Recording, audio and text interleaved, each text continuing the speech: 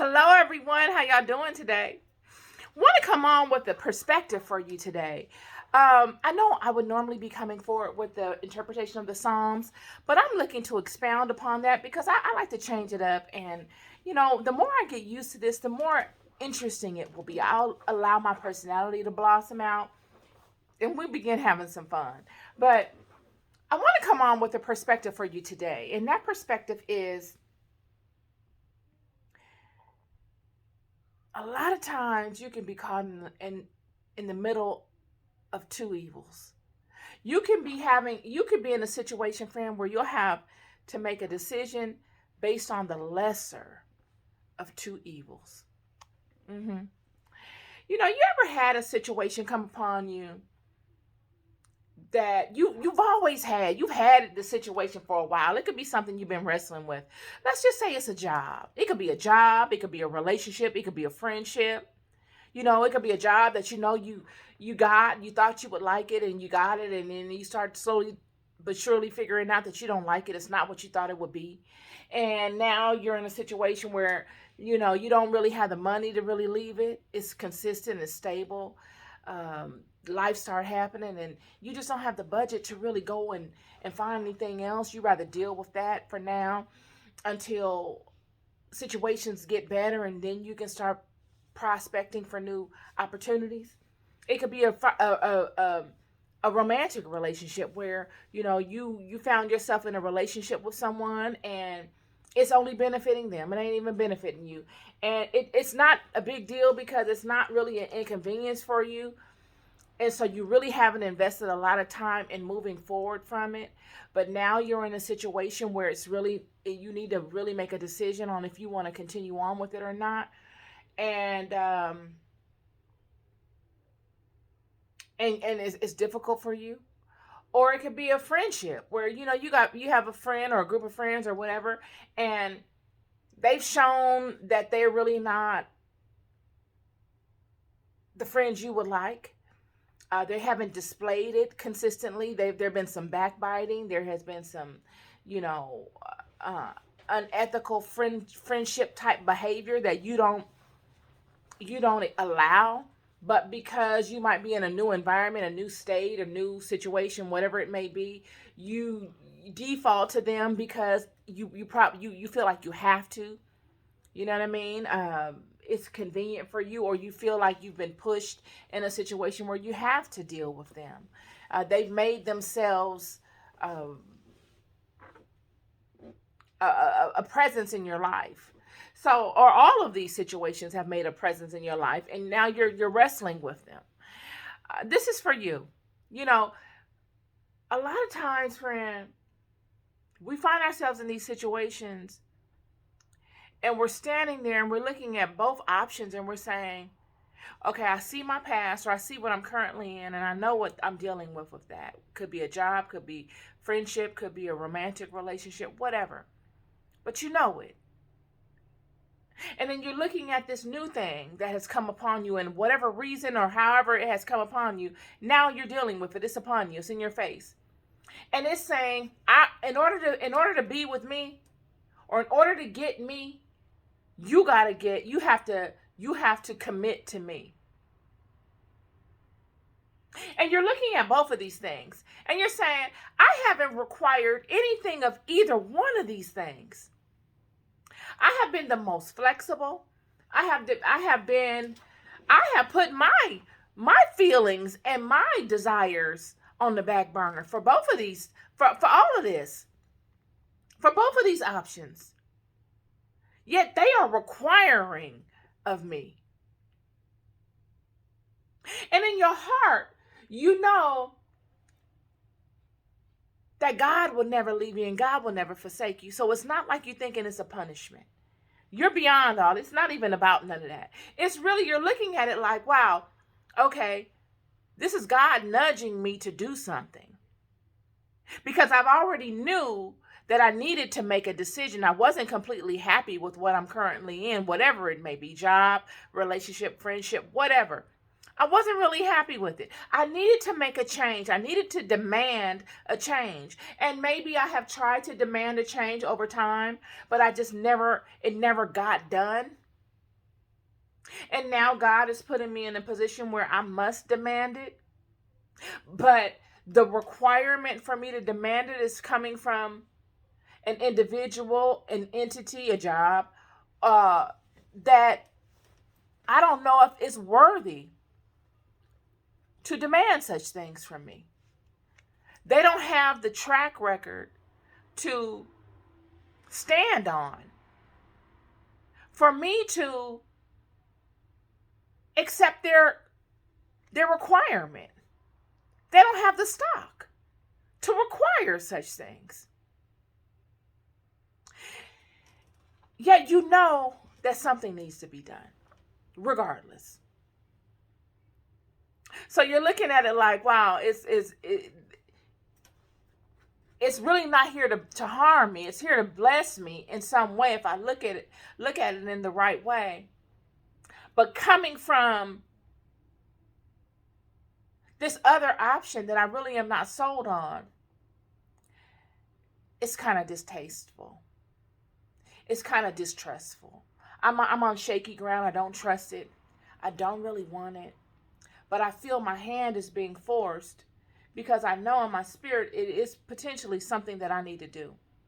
Either I need to have a conversation with my old job to try to rectify my employment there to see if we can come to a happy medium, or I need to have a conversation with these friends to see if I can rectify this friendship so that we can overcome these situations, or I need to have a conversation with my significant other to see if we can rectify this situation and we can level up and maybe overcome some of these situations we're dealing with that might be a deal breaker now.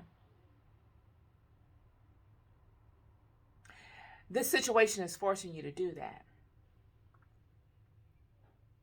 Yet, this situation is giving you somewhat of an ultimatum. They always come with some sort of an ultimatum, and it's always based on fear. It's always fear. Fear is all they got. Every time, it's always fear. It's always loss of some form, either financial loss or, threats or whatever. It's always some kind of a threat. Oh, you're gonna get put on probation if you don't do this or if you don't do that. Or not on probation. You're gonna get put on probation if you don't do this or that. Or you're gonna get fired if you don't do this or that. And then if you change your trajectory and look at that new opportunity and you say, okay, I could just walk into this easily, even though it's not what I really want. I could walk into it, not maybe easily, but you have the option supposedly to walk into it. But this option that you have to walk into is, there's no real commitment, right? So if it's a job, there's no real commitment. Sure, you'll sign all the onboarding papers, but it's contingent upon you passing the probationary period, which is 3 months. So that's their time to test you and to see if they really want you there, if you fit in. You'll sacrifice that job that you had for years to go to this new job to get fired in 3 months with no rebuttal, with nothing you can say or do to protect yourself. You leave your old relationship, marriage, relationship, whatever, friendship, whatever, to either go it alone or to go navigate into a new circle or a new person. To not even know if this new person is really who they show themselves to be. At least you know who this is. So it's the fear factor. It's the fear factor that makes you pause and look at it objectively. And you wonder, and if you're anything like me, you ask God, you go into your prayer life and your prayer habits, and you lean on the word of God. Either you crack open your Bible or you sit within yourself in prayer and meditation, and you ask God to speak to you and to show you the way, because you don't know which way to go. You are stuck in the valley of decision, friend. Multitudes in the valley of decision. You ever been in a situation where you had so many decisions to make and you wasn't really happy with none of them? You didn't, if it was up to you, you wouldn't pick none of them? Yet all of them are requiring something of you, and you're not requiring anything of anyone.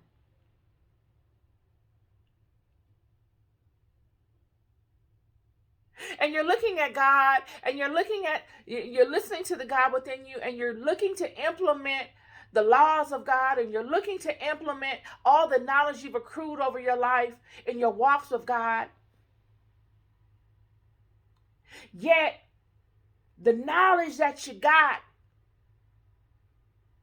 might be confusing you too, friend.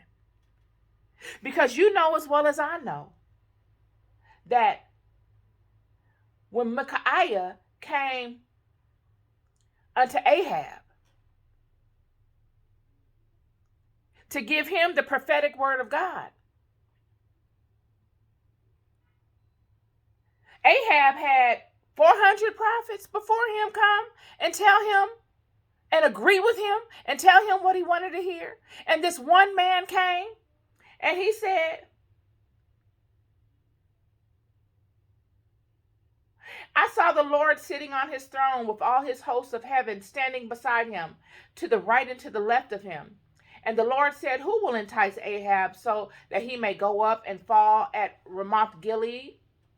Then one said one thing, and the other said another, until a certain spirit came forward and stood before the Lord, saying, I will entice him.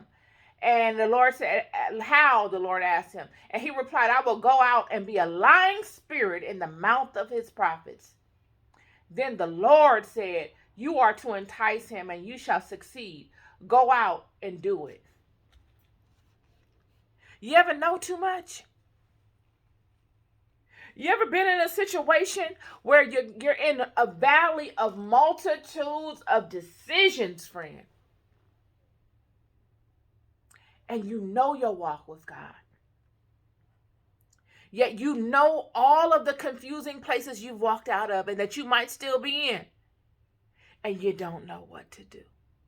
You don't know who to trust because everybody looks shady. Everybody looking shady. Everybody. And you know the tactics of the enemy. You know how the enemy moves. You know how the enemy gets down. And it's like you're walking a tightrope. Arms stretched out. And you're walking. Blindfolded. Leaning on nothing but the God within you. And you know the God within you. But you also know the stories. And you say to yourself, I trust you. I know you didn't bring me this far to leave me. And I trust you. Yet you still don't know which way to go. You ever been there? I know many of y'all probably haven't, because you guys have this supernatural relationship with God that tells you all that you need to know in real time, and there's no confusion. But for me, friend, I don't be knowing which way to go. And for me, because I don't know which way to go, I stand in front of mountains much longer than I should. I don't do anything. I just let things be. I allow them to unfold in their natural way. That's just been my motto. That's just how I've done it. Because only fools rush in. A brother said that, and that was very wise of him, because that's true. The first thing the enemy leads with is fear. It's always this high fear situation. Always. Ain't it? Isn't it always? Oh my God. Let's put out this fire. Okay, we need to get this going. We got to get this going. Okay, everybody do it. It's chaotic and it's fearful. Everything. It's never slow and easy. It's always hands up. It's always that. And see, when you are in that situation, the enemy knows that's the first thing he must do to get you out of alignment, to get you discombobulated, to make you wobble, so that you don't have your thoughts organized. The God within you, the force that is within you, cannot regulate it and cannot move as it normally would, because you're all over the place. All of your senses are in chaos. You are unbalanced.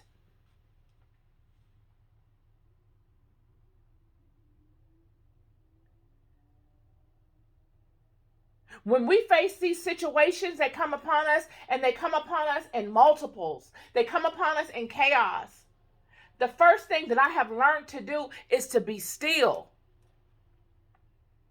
You have to be able to be still. You cannot let it shake you, because that's what it comes upon you to do. They will send you signals all throughout. Everywhere you look is a signal reminding you of whatever the situation is. You ever been there? It's always a signal here and there, wherever it may be. It's always something that catches your eye that reminds you of it. You must quiet the mind. You must reside in the shadow that I speak to. And many people talk about you don't need to do that. No, you must do that. You must. And you must reside in the space of knowing that you have walked the best you could in your path. You have done the best you could. You must know that. Not perfect, not this, not that, but the best you could. You gave it your best. So all the stick 'em up kids and all of them, they have no power against that.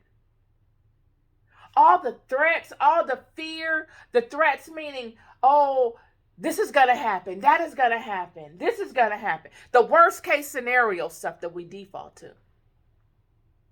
That's what I mean by fears. All of those bow down. They quiet. You can shut them up when you stand in the knowing that you've done the best you could, friend. Doing the best you could is an honorable thing. There is much might and there is much power in that. That is to be admired. God respects it.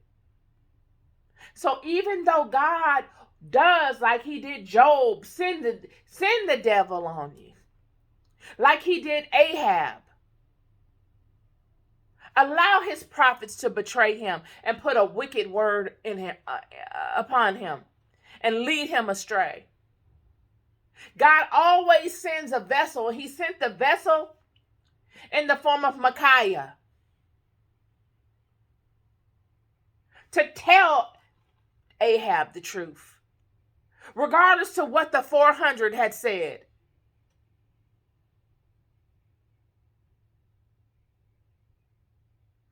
Job, in his sickness, sitting and debating as he did with so much heart and integrity,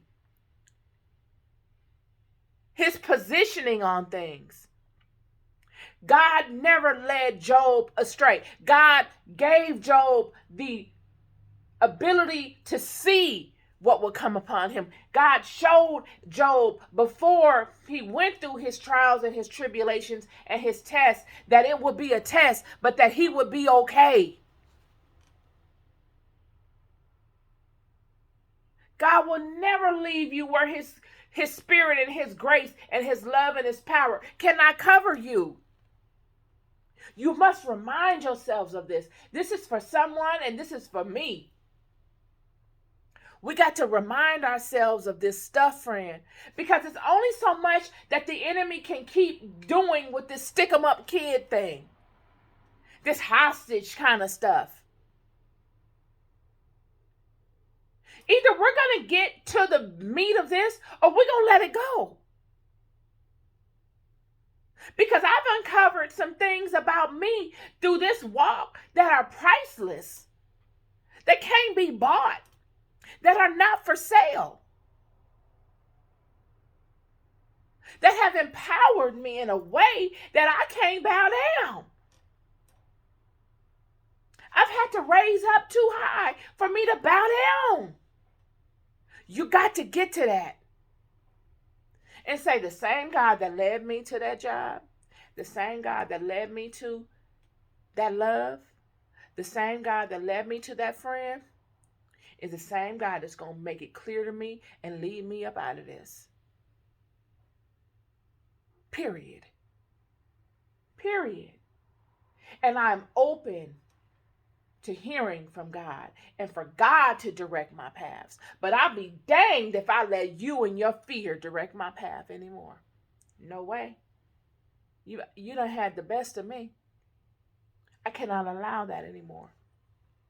I'm going to let God direct my paths.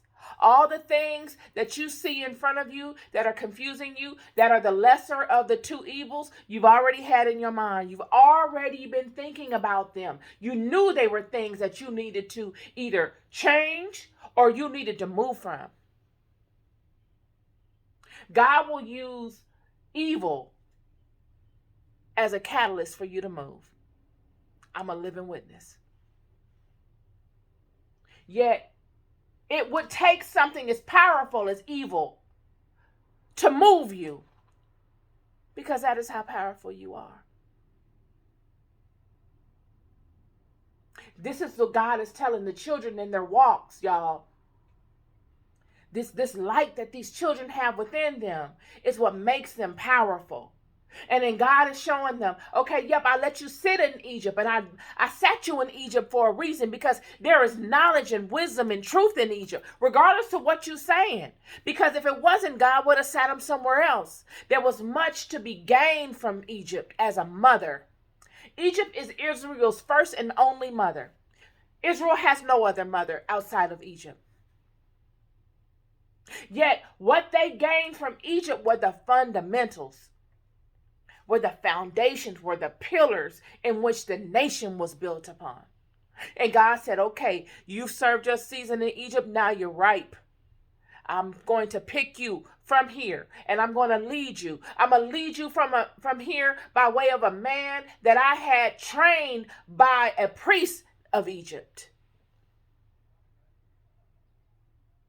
who was living in Pharaoh's house.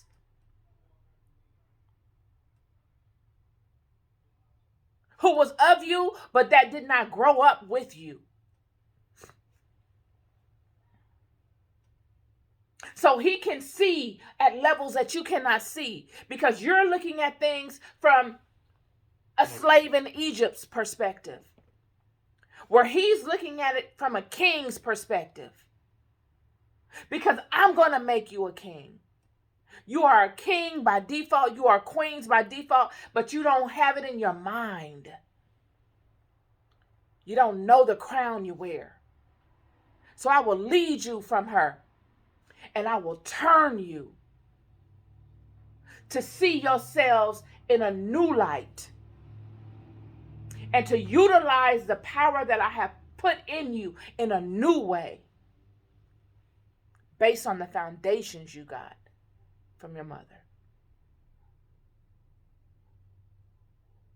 So no, it's only so many times that you run and hide in the cave of fear, and you make irrational decisions based on fear, friend.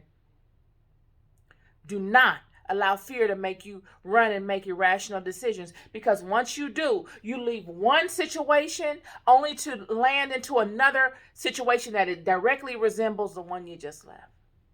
Out of fear, out of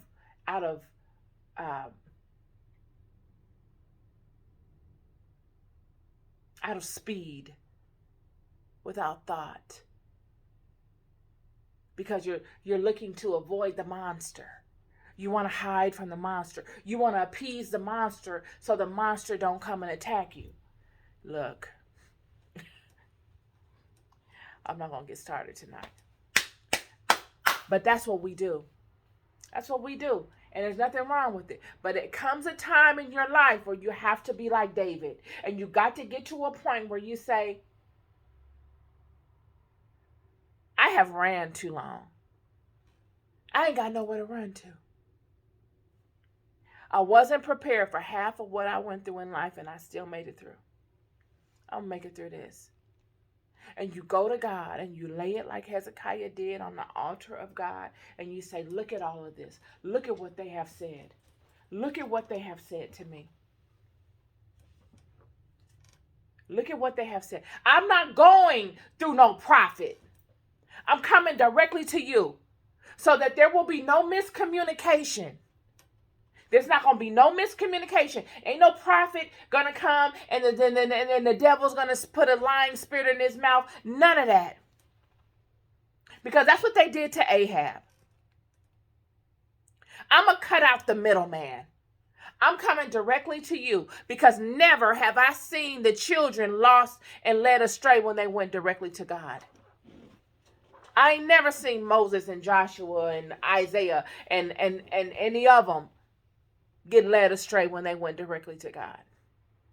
And since we have no prophets amongst us, like David and like Isaiah and all the great ones and Moses, we must have the ability to align ourselves properly so that we can go before God ourselves. Because none can be trusted. I don't know who to trust. That's just the legitimate answer to it. That's the God's honest answer. And I can legitimize it by activities. And so can you. Y'all, we're loved more than we'll ever know. You're never alone. This is just a motivational word saying that, there's no reason to be afraid. It's initially you must honor God and yourself enough to take steps in slow motion. It's okay to retreat back in your caves. Friend, if I can tell you how many caves I've retreated back in just to get my bearings and to get my mind right so I can come out. But each time I came out better, and I came out courageous, and not with no fake courage. Because when you come out with fake courage, the enemy knows it. The enemy searches you more than anybody. You must stand in it and mean it. So it's okay to default back into your caves of life at times. But after going in and out of so many caves with the same situations or different monsters of the same scenarios, you must get a technique down pat. And that technique is to take it to God. Don't depend on nobody. Nobody can pray for you better than you can pray for yourself. Nobody. And nobody should be able to prophesy over your life better than you.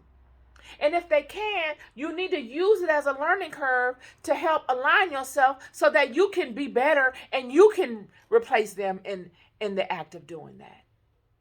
This is your life. We're all loved. Nobody is loved more than another. Nobody. Yet, those that align to the laws of God, those that align to the laws of the God within them, have greater attention on them than those that don't. And that's just the facts. Because through them, God's will gets done. You're loved more than you'll ever know. Be good to yourselves and be good to each other. Peace and love.